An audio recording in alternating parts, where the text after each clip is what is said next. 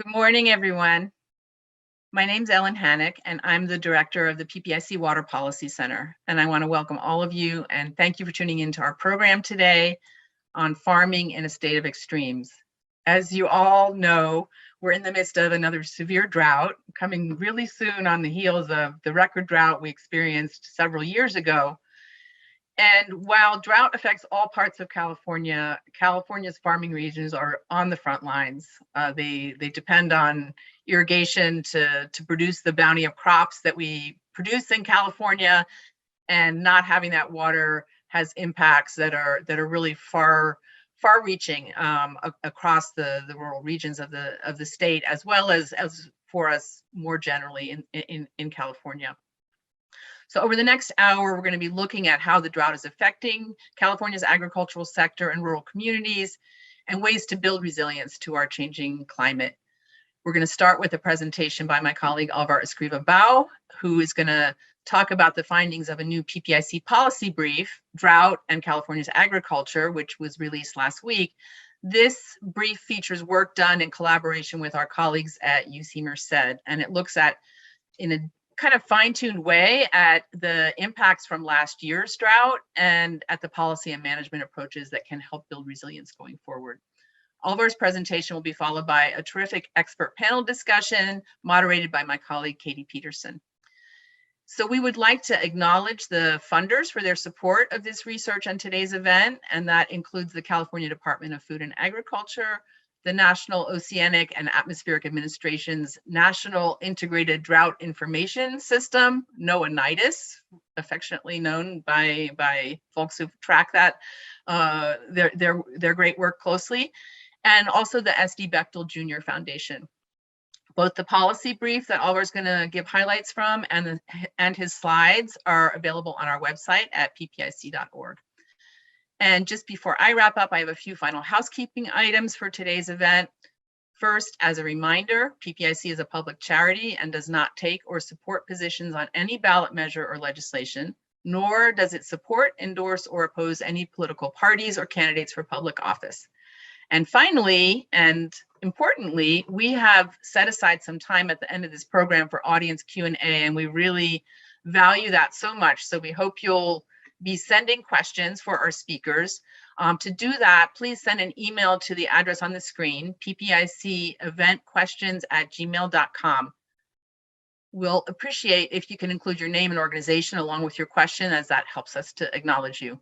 And with that, I'd like to invite my colleague Alvar Escriva-Bou to join me. Hi, Ellen. Thanks so much for the introductions. And good morning, everyone. Thanks for being here with us. So I'm going first to share my presentation and start. With that, I'm going to give you some remarks on our conclusions of this policy brief. But before that, I would like to acknowledge the colleagues, the whole author team, myself and Ellen Hannock at the Public Policy Center of California, but also Jose Medellin Azuara, John Abatsoglu, and Josh Beers from UC Merced. A big shout out also to Spencer Cole and Jose Manuel Rodriguez, who worked really hard in some of the facts of this report. And also I want to remind that the agronomic and economic facts that we presented, most of them are actually based on a report that the same team published like a month ago, Economic Impacts of the 2021 Drought to California Agriculture. We thought that it was interesting also to give some more policy-oriented insights after this report. So with that, I'm gonna give you some of the conclusions of this policy brief. So California is the biggest farming state in the nation. It generates more than $50 billion in agricultural revenues, and it employs more than 420,000 people. But although farmers have steadily improved productivity, water is an enduring concern. Climatic and regulatory constraints have limited surface availability in recent decades, and chronic overpumping of groundwater has dried up wells and damaged infrastructure, prompting the passage or the enactment of the Sustainable Groundwater Management Act in 2014. It's also important to know that farming regions are home to a diverse array of communities. Many of these communities are underserved. So the linkage between agriculture and communities in California is really important to consider. We have seen two really bad years in California. 2020 and 2021 water years were the second driest 2-year period on record. And then we are seeing now in 2022 that conditions are continuing and actually are even worsening our drought. What we have seen this year, these 3 years, but also during the 2012-16 drought, is that with climate change, the conditions have been changing. And we are seeing warmer droughts and more swings between dry and wet conditions. We saw that, we have had these 10 years with 2 droughts already, but also we had 2017 and 2019 that were really wet. But so we are seeing that across years, but we are also seeing that within years. December was the wettest December on records. And then we had January through March, that was the driest January through March period on record too. That, what the consequences of that is that it's more difficult to catch water in reservoirs, complicating deliveries for farmers, for cities, and for communities. Also, the warming conditions increase challenges for certain species which need water, cold water actually, to thrive. So ecosystem management is even more complicated with climate change. But how this drought has been different from the past one.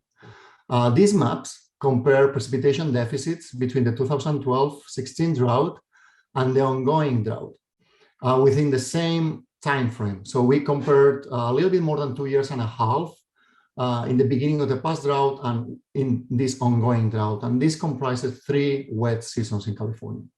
So the map on the left shows that during the last drought, the driest conditions were concentrated in the southern part of the state. While in this drought, the northern part of the state has been much drier. This actually has statewide implications because many water deliveries of our water systems depend on Sacramento River Basin wetness. And actually, the northern part of the state is much wetter. So we have these issues with more water actually being or a larger part of the state being drier. So with this dryness, what happened is in 2021 is that drought raised farm costs and reduced revenues. But how's the story? So first, drought reduces surface water availability. We estimated that in 2021, the surface deliveries were 5.5 million less than in normal periods. That's about 41% of normal. When farmers and cities have less surface deliveries, they have to pump more groundwater. So they try to mitigate the costs by pumping more groundwater. We estimated that the increase in pumping costs costed about $200 million for farmers. Then this final net shortage of water led to almost 400,000 acres that went fallowed, and also other impacts like reduced yields in some regions. Direct economic costs of the drought were estimated at $1.1 billion. That means that it's comprised by more than $900 million in economic revenues, in revenue losses, and almost $200 million in increased pumping costs. When we account for upstream sectors that supply goods and services to agriculture, the drought's economic impact is estimated at $1.7 billion and more than 14,000 lost jobs. In the next slides, we're going to see how these impacts were distributed across the different farming regions of the state. So we assessed the economic impacts of these big 5 farming regions, about 6.7 million acres out of more than 8.5 million acres in the state. It's about 80% of agriculture. And we estimated this because these regions were the most impacted during the drought. As you can see, we left out the farming regions in the Central Coast and Southern California that were not so affected in 2021. So what we had is in first place that we had reductions in net water shortages. That is a combination of surface water reductions, but we also accounted for the increase in groundwater pumping. These blue bars show the final net water shortage for each region. And let me just tell you that these black numbers in the top show the values of the net water shortages, but the red numbers in parentheses show the impact with respect to the regional baseline, which is also really important. What we see in this slide is that while the largest net water shortages were in the Sacramento and Tulare regions, in terms of value, the regional impacts were more prominent in the northern regions. Then drought, the net shortages led to drought-related idle land. We estimated that almost 400,000 acres of land went idle, a majority of them in the Sacramento Valley. More than half of the fallowed lands were field and grains, especially rice in the Sacramento Valley and cotton in the San Joaquin Valley.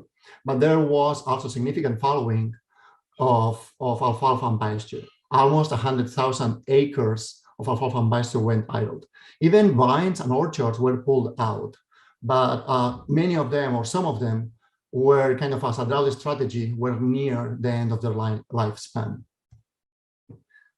Again, looking at the economic consequences, the largest economic impacts were concentrated in the Sacramento region and in the Tulare Basin.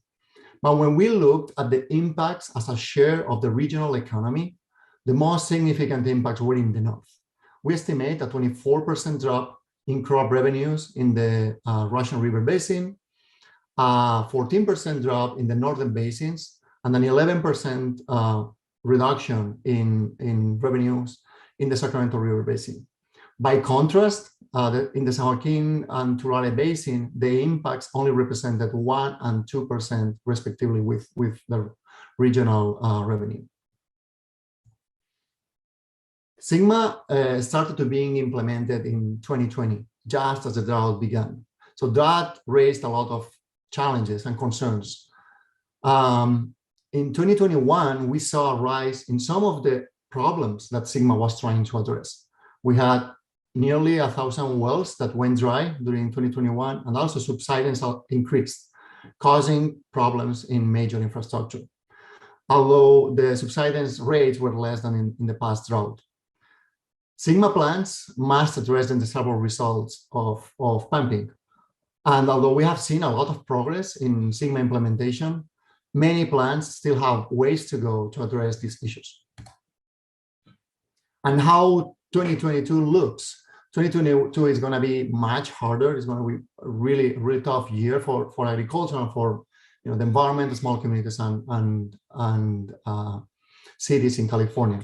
Surface deliveries will be at all-time low. We already seen the contract allocations for the CBP and the SWP, and even there's curtailment notice already for senior water right holders. When we have these surface shortages, we already know that groundwater pumping will increase, causing more dry wells and subsidence. And it's really important that we try to address these issues, or try to mitigate these issues now that we know that they are going to happen.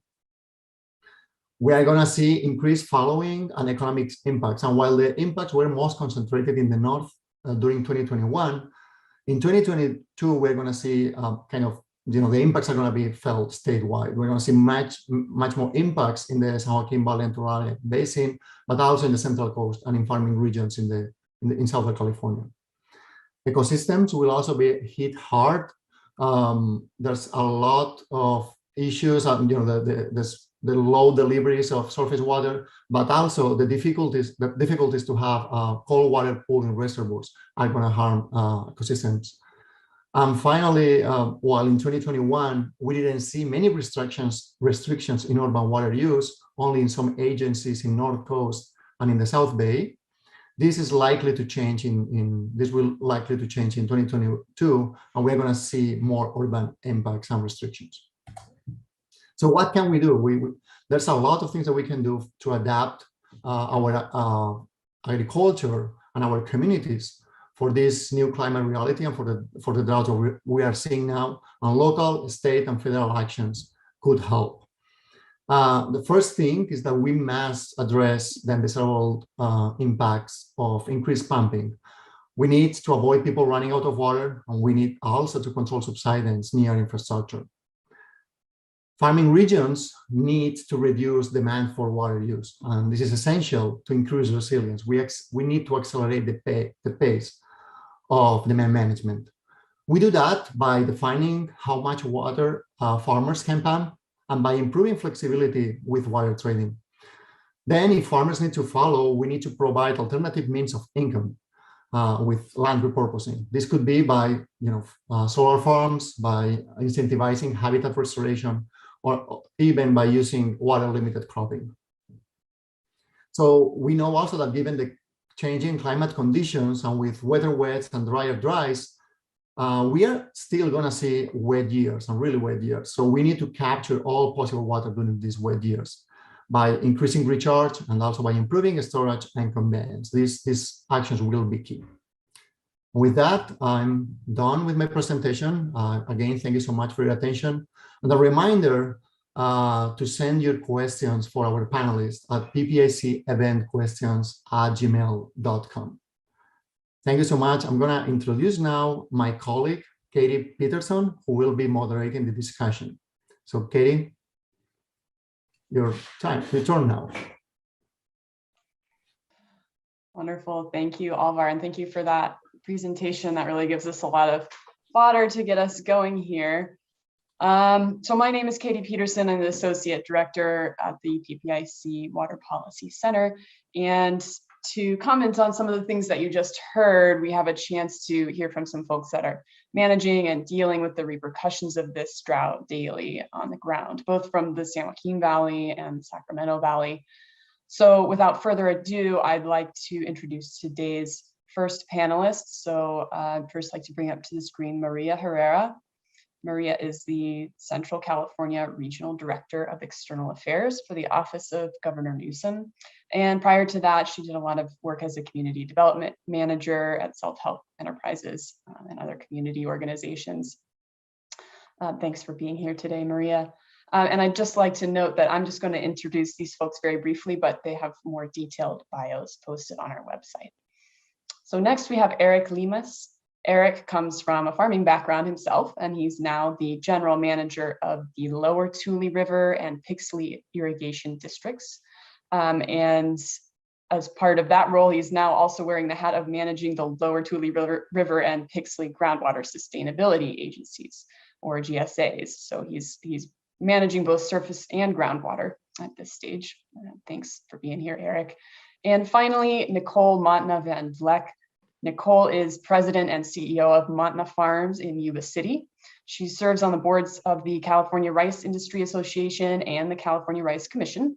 And she's also an officer for 2 local water districts and is on the board of directors for the Northern California Water Association. So she's a grower with a lot of involvement in water governance as well.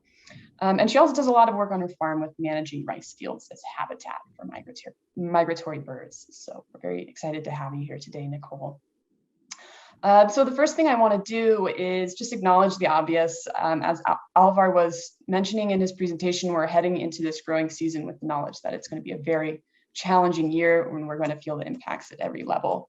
So first, I want to do a temperature check with each of you. How are things going in your region? What are you seeing from your respective positions? And how are you bracing for the coming year? So Eric, maybe you want to start us off with what you're seeing in your districts. Yeah, so the Sigma was, first of all, thank you for having me today. But Sigma was going to be challenging to implement anyways. And then when you layer drought on top of that, it just became that much more challenging, especially here in the Tule subbasin. We're in southern Tulare County because of severe overdraft and subsidence issues on the main canal that brings surface water into our area, the Bryant Kern Canal. We had to implement allocations and restrictions of groundwater as soon as our GSPs were submitted in 2020. And so now you have landowners dealing with less surface water deliveries, as well as restrictions on groundwater use, which then just turns into, and at the same time, trying to protect the disadvantaged communities in our area under our plan. And so it just at some point becomes, you start layering impact on top of impact. And a perfect example is tomorrow in our GSA in our district, we have a dairy farmer that is selling his herd tomorrow, and it's a direct loss of 13 jobs. And that's just one example of what's going to continue to happen as we, if this drought prolongs and the challenges of implementing SGMA on top of that. Right. Yeah. Thank you, Eric, for giving us some perspective there. And maybe Nicole. So the Sacramento Valley is normally a very relatively water-rich area, but things are quite different this time around. So can you give us a bit of a view on how that's affecting your operations, the operations of other growers in the area, and local communities? Yeah, absolutely. It is much different this time around. We were, I think, we're well prepared as the drought, as Alvar spoke about, the 2012 to 2016 drought really affected us in 14 and 15. And we've been communicating and really working together as a valley, scenario planning, working with federal and state officials, local officials, to try to work collaboratively to manage through this with regular communication, which I think we learned that lesson from the last drought. And it's really helped us manage through this time, which is unprecedented. We're looking at between 15 and 18% deliveries or allocations off the Sacramento River out of Shasta. Areas like the Tehama-Colusa Canal and the bypasses will have likely zero allocation because of curtailments. There are more junior water rights there. Off the Feather River, that has been curtailed to a 50% of their normal deliveries. And Yuba County and others will be managing fewer resources as well, but do have some storage ability and to help get through the year. So it's going to have devastating impacts because we've never had this little surface water in the Sacramento Valley. And we feel there'll be, the impacts that Alvar showed were from 2021. This is now a much more devastating situation really from 2021 to 2022. And we're worried about the thousands of jobs that'll be lost, the hundreds of suppliers that provide to farmers and ranchers that aren't going to have anything to supply this year will all be affected. And those trickle down into these small communities all throughout, up and down I-5 and Highway 99, that the people of those communities are really going to be affected. There will be water, health and safety water on the Sacramento River for those small communities. We've worked to make sure those needs, and will continue, that those needs will be taken care of, and obviously coordinating on groundwater, because we know the ground wells will be taxed more than they have been even last year, but we'll be having to monitor those to make sure they're sustainable. Right. And Maria, so you're kind of in the unique position of having the overview of the entire Central Valley with your position at the governor's office. So what's happening at the governor's office in response to this drought? What have you seen in your work with communities in terms of the impacts this time around? Give us the state level view on that. Well, first of all, thank you for having me here. It's a great privilege to be in this space, having important conversations during this critical moment.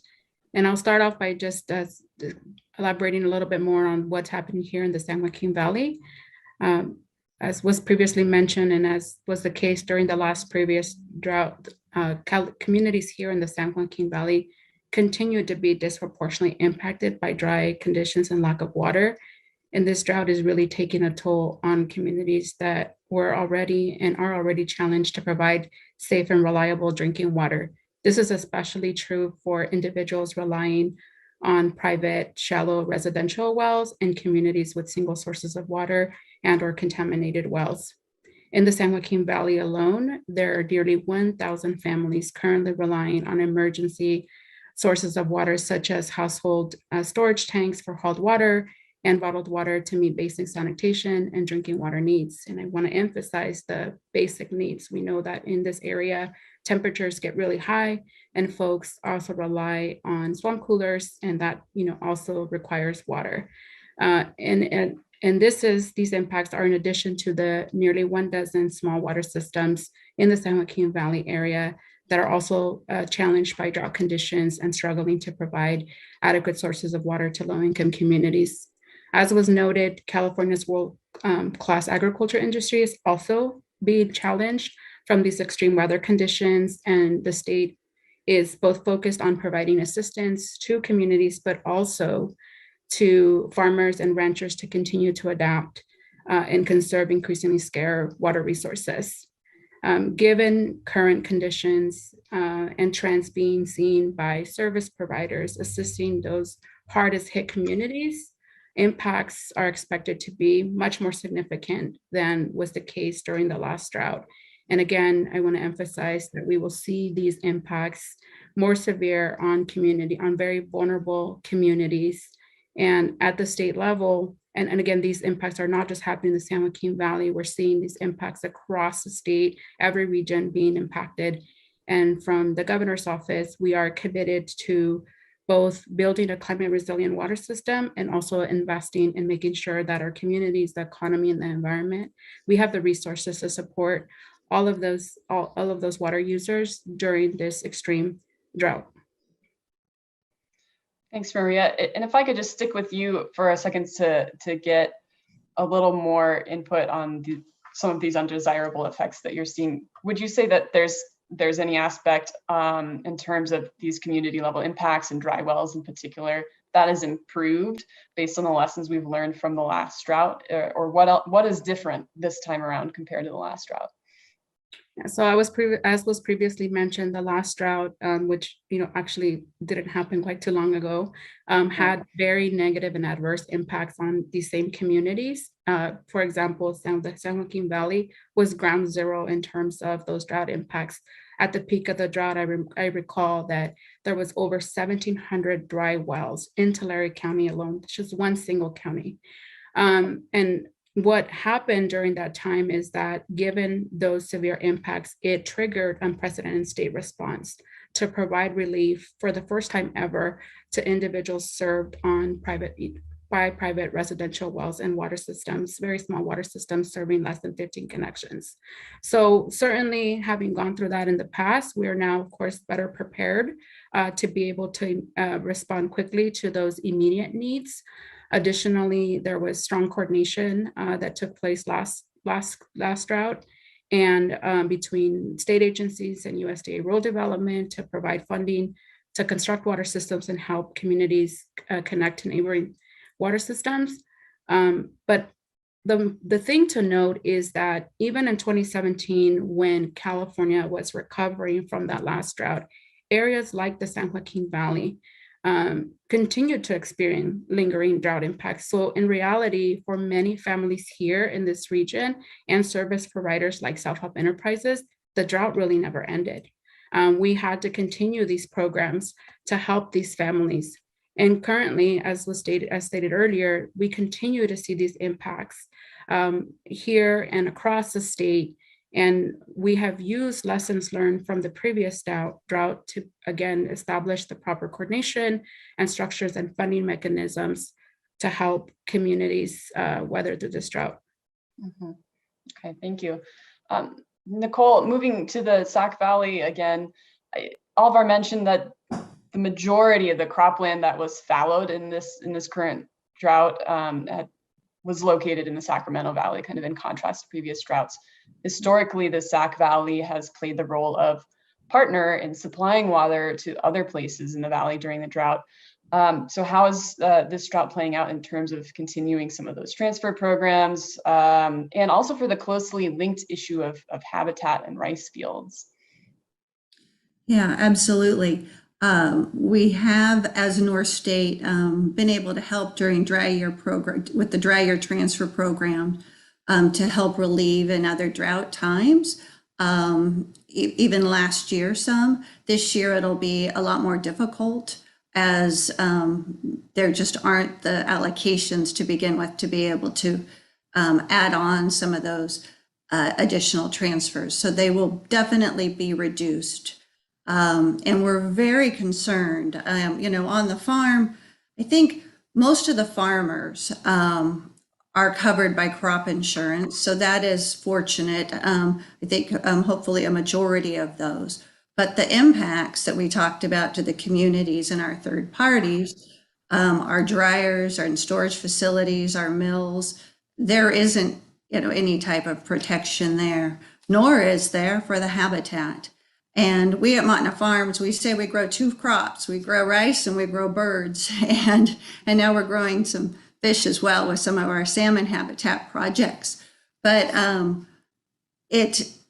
we're really concerned that because rice especially has been used as a surrogate wetland, and we've often provided up to 300,000 acres of flooded winter habitat for the ducks and geese that are traveling on the Pacific Flyway.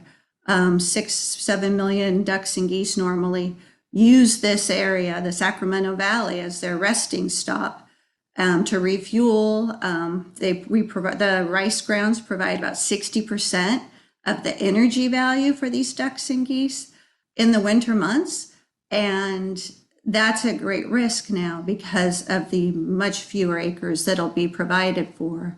If the refuges are also, like the National Refuge, for example, will only be getting 15 to 18% of its supplies later this year for water. So I know we work with a number of bird groups at Montna Farms, Nature Conservancy, Audubon, Point Blue, Ducks Unlimited, and California Waterfowl, to track a lot and to do a lot of great conservation projects.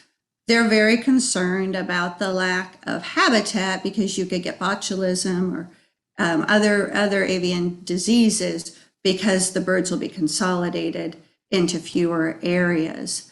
We're also doing great work on these salmon programs as well, providing fish food in rice fields and then releasing it into the river. And with fewer acres of rice, that also might be challenged because that's water that's needed. And if you can't have access to surface water and you don't have groundwater, that's just going to be much harder to put that program on the ground as well. Right. So we're seeing undesirable impacts that extend well beyond agriculture, also to ag-related industries, ag-associated industries, as well as habitat and so forth. So thanks all of you for that overview. I know things look pretty dire. So with that, I'd like to move on to some practical matters and talk about one of the key actions that Alvar mentioned we really need to emphasize going forward is accelerating demand management. So Eric, Tule, you already mentioned that this is one of the most critically overdrafted basins in the state, already experiencing a lot of impacts from subsidence and other undesirable effects. And because of that, you're really at the forefront of demand management.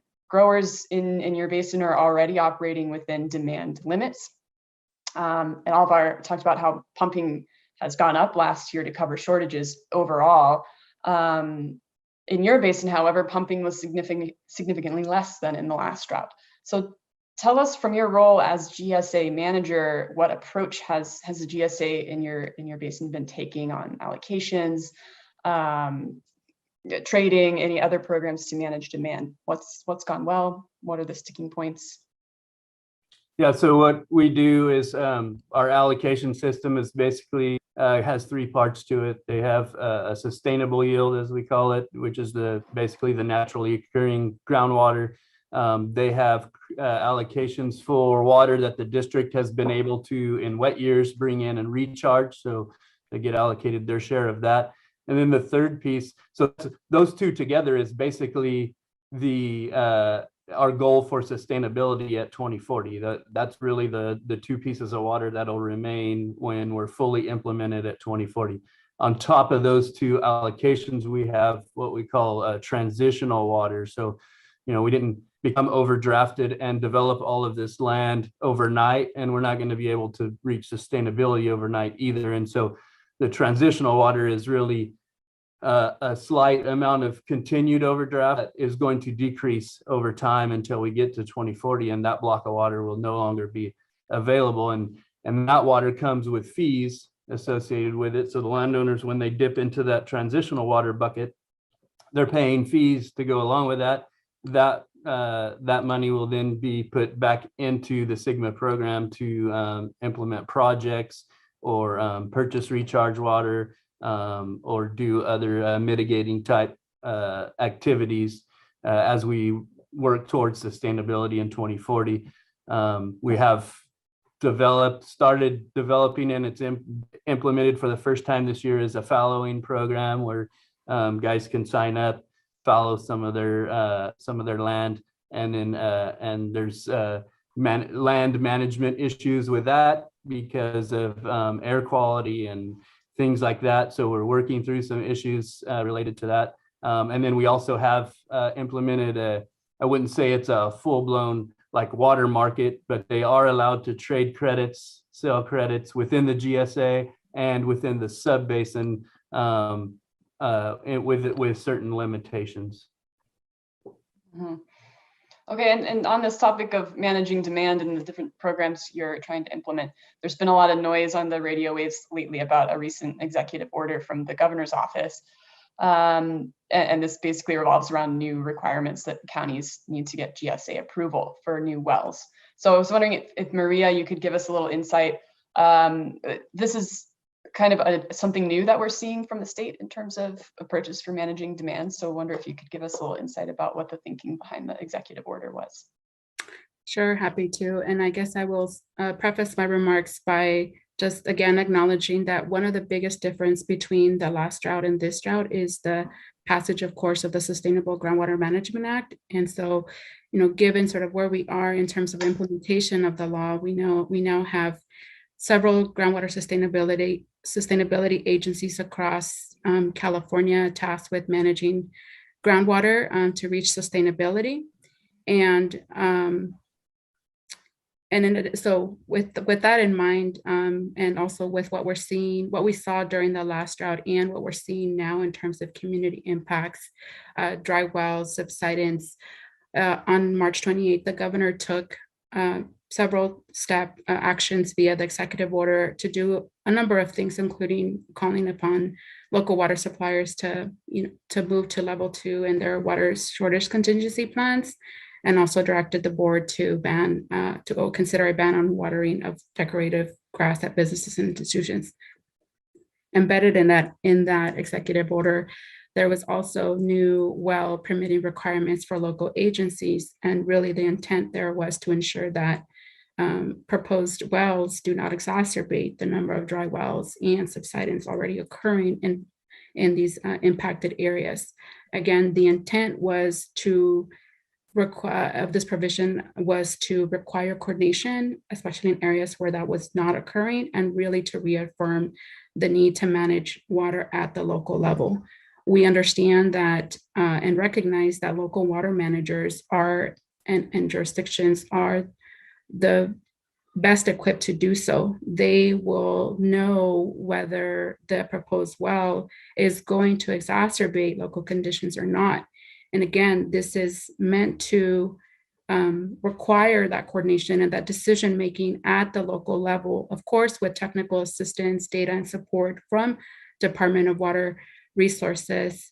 But another thing that I should note from this executive order is that it also streamlines permitting for groundwater recharge projects that help to refill aquifers when the rains will come. And we know that eventually we will see rains, and eventually we will need to be prepared with that infrastructure to capture that water to help us be more resilient in future droughts. And again, the provision around coordination and new requirements, we are leaving a lot of discretion to the locals to figure out how they implement that. But again, the intent is to require that coordination.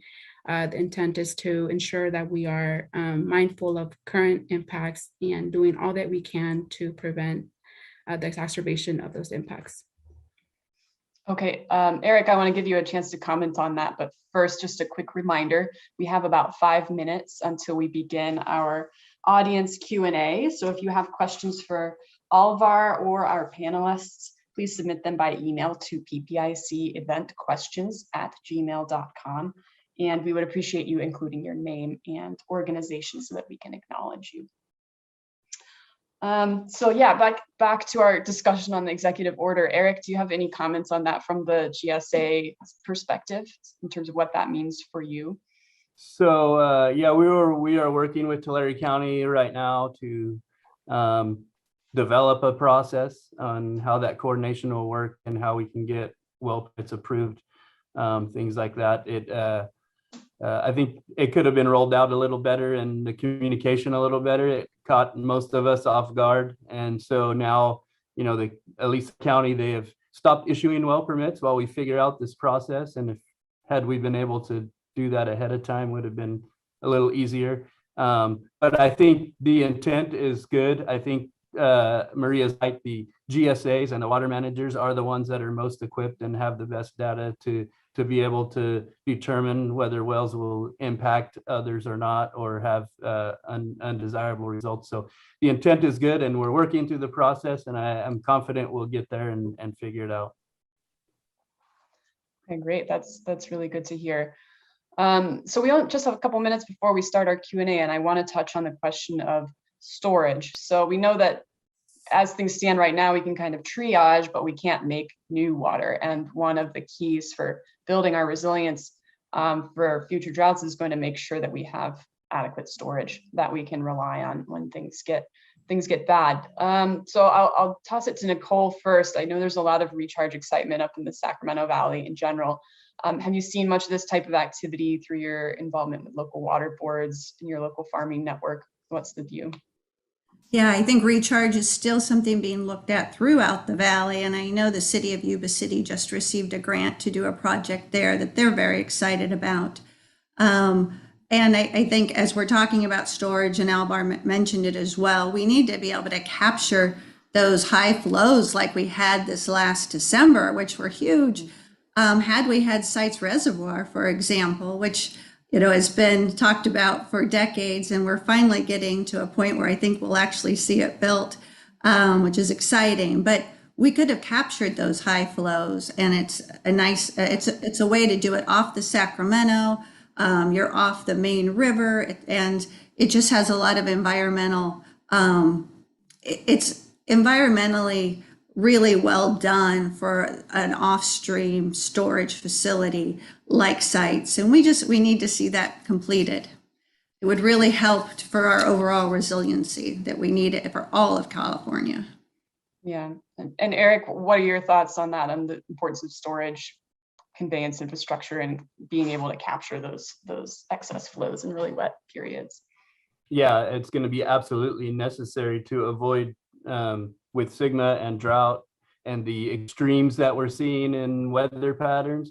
Capturing that floodwater, especially excess flows in the Delta, and moving that water south into the Central Valley, getting it in recharge into the underground, is going to be absolutely imperative that we do that in order to avoid devastation to our ag industry, which, again, as we've talked about several times today, the repercussions of that to residents of these communities, jobs, the whole bit that we've talked about. So yeah, it's a very necessary issue that we've got to tackle in the state. Okay, great. Thanks to all three of you. So with that, I'd like to move on to our audience Q&A session, which is normally a very exciting point in the program. So we'd like to go ahead and start answering some of the questions that have come in from our audience. And first, I want Alvar to come and rejoin us on the screen, if you could. So the first question here is from Emily Nealand with the San Joaquin Valley Air Pollution Control District. And they ask, is there any estimate of the fallowed acreage to date in 2022, and how many acres might be fallowed this year? that Alvar, you might be the best person to answer that. And then they also ask if Eric can talk a little bit more about the fallowing program. So beyond fallowing the land, what exactly are farmers signing up for with that program? So maybe I'll start with Alvar on the acreage question. Yeah, thanks for the question. That's really interesting. We haven't done yet. There's really we still have not the data for that, but there are some estimates. For example, we were yesterday in a meeting with some growers of the Sacramento Valley. They are already estimating more than 300,000 acres only in the Sacramento Valley. Just for comparison, I think that in 2015, that was the worst year in the past drought. We had almost 600,000 acres fallowed. In 2021, we had 400,000. I don't want to do guesstimates, but I think that we will be. It could be even higher than in 2015 this year. Okay, and so on the demand management side, Eric, can you comment a little bit more and give us more details on the fallowing program that your districts are implementing? Yeah, so again, we're just implementing this fallowing program for the first time this year. And what we've done is allowed growers to sign up to fallow land. And the way we charge their groundwater accounts footage is based on evapotranspiration. So we don't have meters on all the wells and tracking every drop that's applied. It's really just what is lost through evaporation and the plants themselves, what's consumed.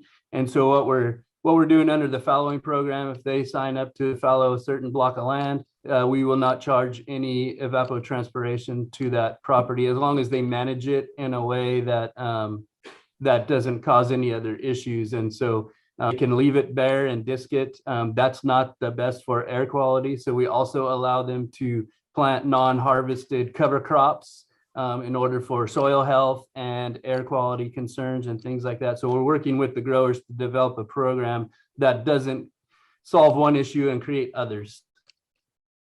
Okay, great. And then sort of a related groundwater sustainability agency question. Suzanne Reed of the Collaboration Connection asks, will GSAs aggressively promote or require water storage in periods of water abundance, as well as groundwater basin recharge and remediation? Is that directed at me? Yeah, I think I'll toss that over to you again, Eric. Okay, so we, as Lower Tule and Pixley, our districts have always been aggressive. We're set up as conjunctive use districts where all of our distribution system is open earthen canals with charge basins. Like Lower Tule is one of the biggest Friant Class 2 contractors, so we get a lot of wet year water. That's the way our district was built, was to store water and get it in the ground in wet years. So that the growers, most of the growers in the area have their own wells, so that the growers then can pump that water back out in the drier years. So we've always been aggressive in doing that, and Stigma is just going to require us to be even that much more aggressive, especially again with the extreme weather conditions that we've seen over the last several years. We're just going to have to be that much more aggressive in wet years to sustain through the dry years. Right. It's kind of in the best interest of all to do so, it sounds like. So a question for Nicole. Natalie Garcia Grazier of the Community Water Center is asking us, so what are farmers doing to improve water efficiency? And are there government programs to incentivize water conservation in agriculture? Yes, there are. It's a very good question. And over the last several decades, I know from at least the rice industry perspective, where I've worked and seen the conservation efforts firsthand, we've done a lot to really reduce our water efficiency, improve our water efficiency. One of the ways we have a simple tool using a GPS drag scraper. It's something that it's fed by satellite. You're able to get the ground almost flat with the slightest little tilt, so you can irrigate very effectively. And that's something we use on each and every acre of our farm now. And we didn't do that when I first came back to the farm, in 1994. And it makes the water management very exceptionally efficient. We've also worked we have a small water company that we manage through our farm, and we've worked with people like Cal Poly and their irrigation department to redesign our whole system, to construct long crested weirs and other devices that really help with the overall efficiency for the district, including recirculation. And that's something we've really managed and instituted over the last decade and a half, as well as some conjunctive use that we normally use wells during drought years only for supplemental needs. And then we rely on our surface supply during the non-drought years and let the groundwater recharge where we are in the valley. Okay, great, thank you. Then Maria, another question for you. Folks are interested to know more about the executive order. So David Runston of the Community Alliance with Family Farmers asks, what is enforcement for that executive order going to look like, and who is responsible for enforcement? Yeah, so again, I preface it by comments by saying that we want these decisions. We want to make sure that the locals are the ones making the decisions on these permits, because they are the ones best equipped to know if the impacts are going to occur or not. This provision does not change law, regulation, or statute. It's not a regulatory program that the state will oversee. So there will be no reporting or prescriptive implementation requirements. As it relates to the consultation with the groundwater sustainability agencies, again, this is required only in areas with high to medium priority basis, essentially everyone that's required to comply with SGMA. And the verification by the GSA is expected to be at least a qualitative review to determine, again, whether the well or extraction in the general vicinity is consistent with their groundwater sustainability plan. And written verification can be as simple as agencies would like that to be. It could be in an email form, or they can also work with counties and other jurisdictions, agencies, to develop a more formal form for that. And again, that is the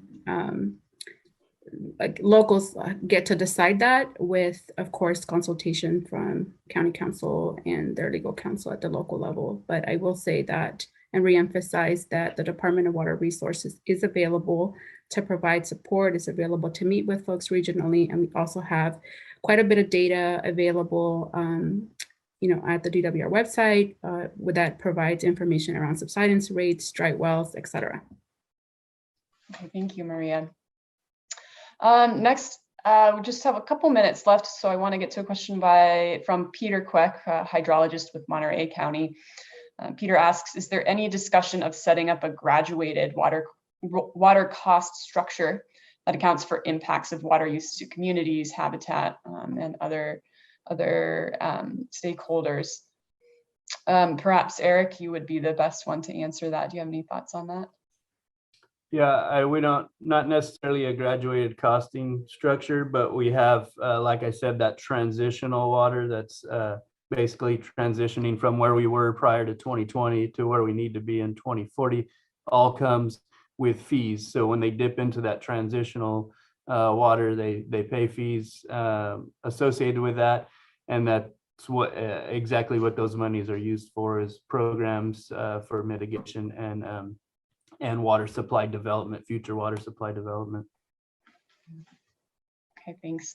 And then for Nicole, and perhaps Alvar could chime in on this too, Ken Fury from JSS Almonds asks, with Shasta so empty, how would Site's reservoir have helped store any more water during this period if releases were not high? Do either of you have any thoughts on that? Yeah, my only thoughts were everything coming into the watershed below Shasta that could have been captured off the Sacramento and into Sites this year. So. Alvar might have some other thoughts. Yeah, similarly, it's a combination of things. Also, you can take out some water from rivers, and it's not necessarily this year. I mean, this year was extremely low water. Only in December and October we had also some storms, but we have to think that some of our reservoirs, especially the largest ones, are thought for multi-year droughts. So we could have captured water in 2019, for example, and we could have some water this year. That's one of the things that also helps balancing what Eric was mentioning in conjunctive use. You can have put more water in the ground sometimes, especially during wet times, and then put it out during drier times. Okay, thanks, Alvar. So we have about 4 minutes left in our program. And in the closing minutes, I'd like to give each of our 3 panelists a moment to just give us one last takeaway. So we're going to do a bit of a lightning round.